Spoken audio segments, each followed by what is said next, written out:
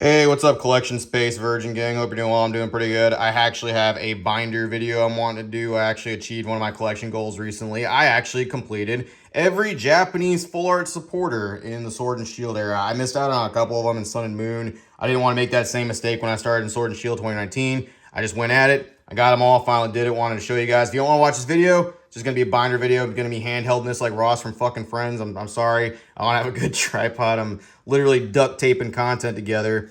If you don't want to watch this video, I get it. Understandable. I'll do regular videos again. I just want to share this because this is what I like to collect.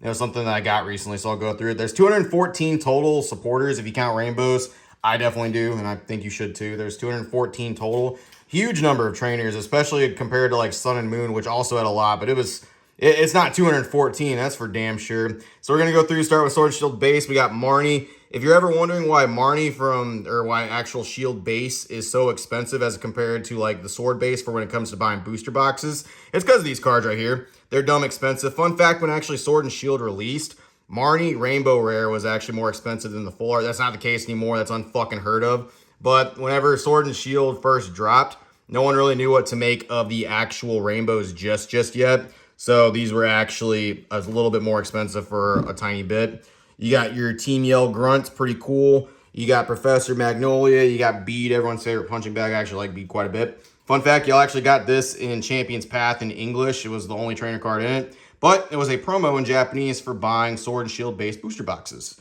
All right. You may have noticed this. That's I do have the Sonya. I have it graded though as a PSA 10. It's the only one that's like that. I was gonna get another one for the binder, but I don't feel like selling any of my organs. So yeah. Also, if you hear something in the background, it's my cat just playing around. I decided to record, and of course she's just rolling around on the ground like a little demon. We got Milo. These are from Vmax Rising right here. You go up here, you have Boss's Orders. Great card. Actually, when Guzma rotated out, was responsible for doing all the good goods. This is a fantastic card. This was the most expensive card in Rebellion Crash. I think it still might be. I think so. And then down here from Rebellion Crash, you also have Oleana, one of my personal favorite cards. Ooh, want to talk about a good card right there. We got Pokemon Center Lady. This was a promo for Infinity Zone. Moving on. We got right up here, we got Kabu. Kabu is from Eruption Walker. And then we got Pokemon Breeder right there. That's well with Eruption Walker. We got Piers. Piers is a super cool card. Also nice. I don't know why people don't like it more. In the same Infinity Zone set, we got Rose. We got Opal. Opal's a super cool character. I don't really know why people don't like Opal so much. I mean, I get it. You know, old lady, haha. You know, not super good. Huh? She got real gilf energy. Huh? I get it, but not bad set. So this was from Legendary Heartbeat, in which case you also had Beauty, which is proof that waifu tax does not exist. And also from Legendary Heartbeat, you got Alistair. Moving on to Astonishing Volt Tackle, which was Vivid Voltage for y'all. Leon. Leon was the most expensive full art trainer when Vivid Voltage actually came out because I had a Charizard card that went with it that was pretty cool. Leon's a fucking fantastic card. I do like that one a lot. It's got the nice star background. Let me see if I can actually make it pop off a little bit right here. Yeah, you can kind of see it right there. Super cool. I like that a lot. And then also in Astonishing Volt Tackle, you got B. That's going to be your Sword exclusive. This one was your Shield exclusive. Whenever you got the games, they had different gym leaders for Stowe Inside Town. Moving on. Lastly, from Astonishing Volt Tackle, you got Nessa. This card's going up in value a good little bit, obviously. You know, the perceived waifu tax and all that stuff. Still not quite as expensive as you would think. Honestly, Nessa is a great card. I don't know why. Then we got to our first special set right here. We actually had Carolist. This is going to all be from Shiny Star V. You have Gym Trainers, you got Bird Keeper, you got Piers. That's a really nice card. I do actually like that a lot. Piers actually got 3 cards in the Sword and Shield era. That's pretty sick. You got Dad Bod Rose right there. You got Ball Guy, everyone's favorite ball dude. And we'll get to that here in a second. You got Marnie, and you got Skyla. Sorry, the cards are kind of weird in an order. So these two right here are going to be the big ones for Shiny Star V. Super good cards. They're just, you know, Marnie, Skyla. Skyla's a great card. I like that one a lot. I'm a big old black and white fan. And last but not least, we got Pokemon Kid, also known as Eevee Kid a lot. So it's, you know, good cards. Good.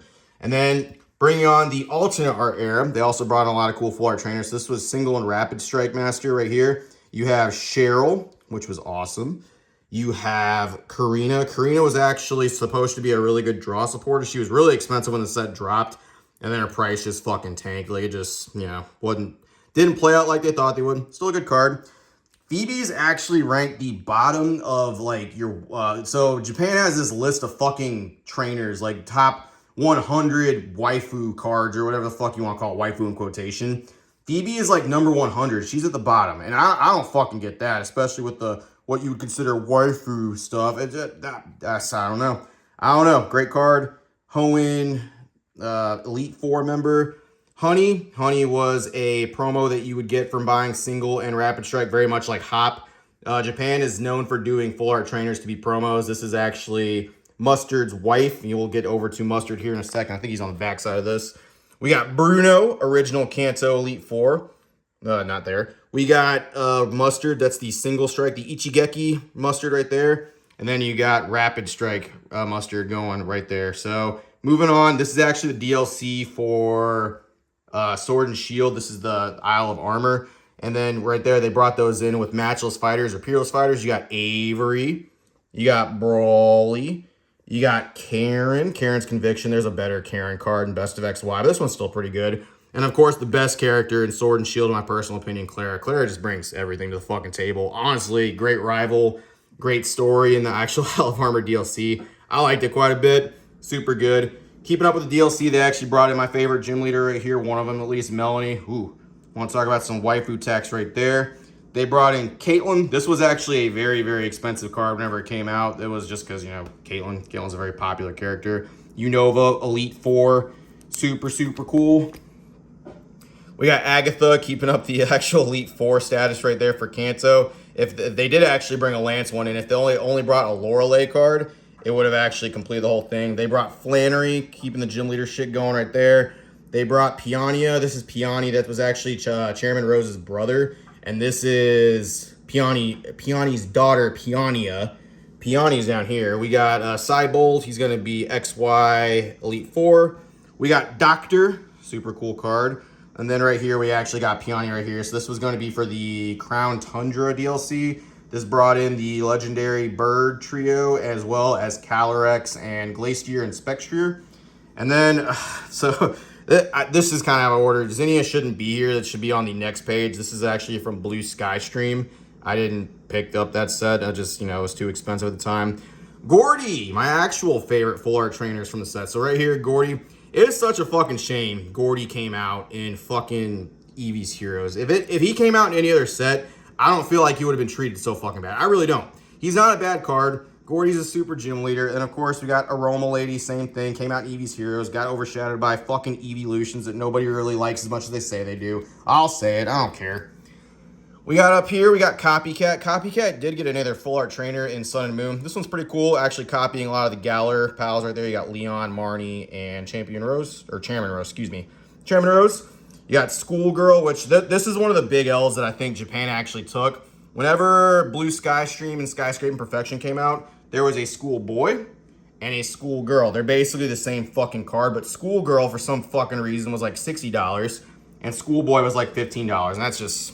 It's fucking kid, man. Like, that's, I don't know. That's straight up one of the L's Japan took, in my personal opinion. So you got that.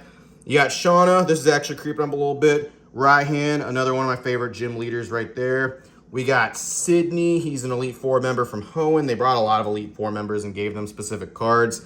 Alessa Sparkle, super nice card. This is from Fusion Arts. There was only one set that actually had Fusion type monsters in them. They had Single and Rapid Strike. They kept that going for a while, but this was the only one they did that for. You got Chile, Silan, and oh, come on. So Chile, Silan, Salon, and I always forget his fucking name. I always do. It'll fucking come to me. Just one second. Chile, Silan, Cress. Cress is your name. Your name is Cress. That's what it is. Dancer. A lot of people don't like that they gave NPCs like full art trainers. I do not agree with that. I actually wish they gave Musician one too. It's the dude that was holding the microphone in Sword and Shield as well.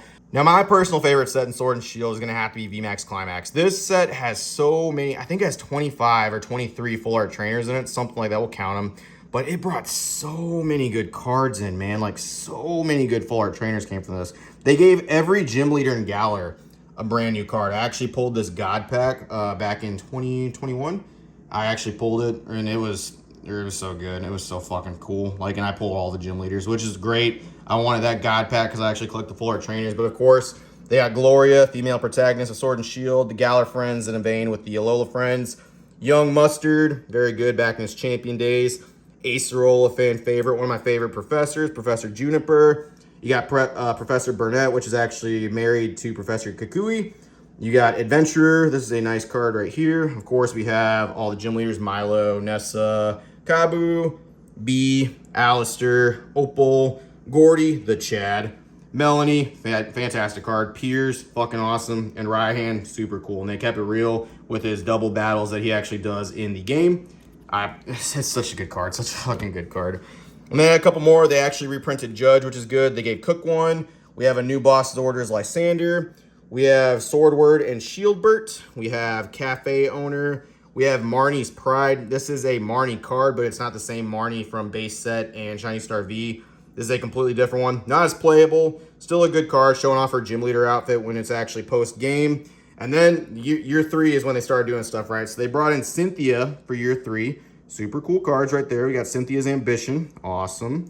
We got Roseanne's Backup. A lot of people kind of forget where Roseanne's from. She's actually from Sinnoh. She is Professor Rowan's assistant, is what she is, Roseanne. We got Sharon's Care, awesome card. We got Professor Oak for the 25th anniversary. Like I said, some of these are a little out of order. These two right here came from Start Deck 100. You had to actually pull a specific deck or you could buy them. This Marnie was dumb expensive. Barry, poor Barry, he was like he's $5, man. We have Kindler, an NPC right there. We have Roxanne, first Hoenn gym leader from the old Ruby and Sapphire. Fantastic card, the most expensive card in Battle Region. And then they went into Legends Arceus, which I actually did like quite a bit. So right here, you got Silene, you got Commander, what was it, Kodamo, I think is his name. Either way. You got Choi, he sells all your balls. You got Zisu, she actually trains your Pokemon. She's the battle coordinator. She gives them like moves and teaches them all kinds of cool stuff. You had Gardenia, gym leader, because once again, the Brilliant Diamond Shining Pearl remakes came out. We have Grant. I don't know why Grant got a card. He's an XY gym leader. I'm not too sure. Moving on to Time Gazer Space Juggler. We have Adaman right there.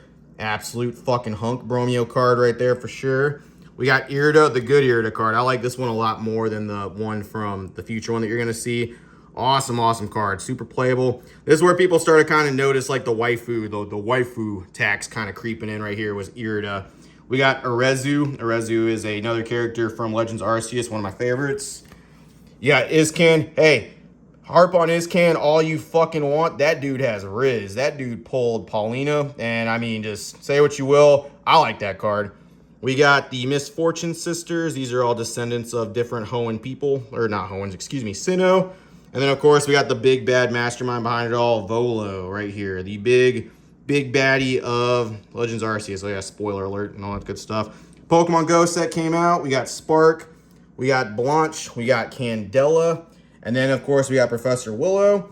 Moving on to Lost Abyss, we have Lady. She was kind of surprising. She was really expensive whenever Lost Abyss first came out. She has since dropped in value considerably. We have Fantina, another Diamond and Pearl gym leader. We have Colress. We have Colress's Experiment right here. A nice card. We have Thornton. He is a Frontier Brain, I think, for Diamond and Pearl as well. We have the beautiful Serena card right here. We have the Fury Sode girls. These are actually the gym trainers for Valerie and XY. There's 4 different Fury Sode girls you can get. There's 4 different ones in the game. They have not made 4 different cards. They probably could, though, if they reprinted Fury Sode girl, just make one of the different sprites. You got Wallace, champion of Emerald, and then the 8th gym leader of Ruby and Sapphire. You got Worker. I like this card a lot, actually. I know it's just an NPC. Worker. Ooh, big waifu energy right there. You got Lance. A lot of people don't like how Lance was drawn. I guess I kind of understand it. I get it. He's kind of got a weird forehead. He's kind of got Vegeta syndrome right there. You got Brandon. He's a Frontier Brain from Emerald. He's a way better card. Deserves way more love than he actually gets. And last but not least, the actual waifu of Paradigm Trigger, which was Candace, a Diamond and Pearl gym leader. Now, finally, going over to V-Star Universe, where they basically reprinted a bunch of cards. They made new different arts for them. These are the SARs.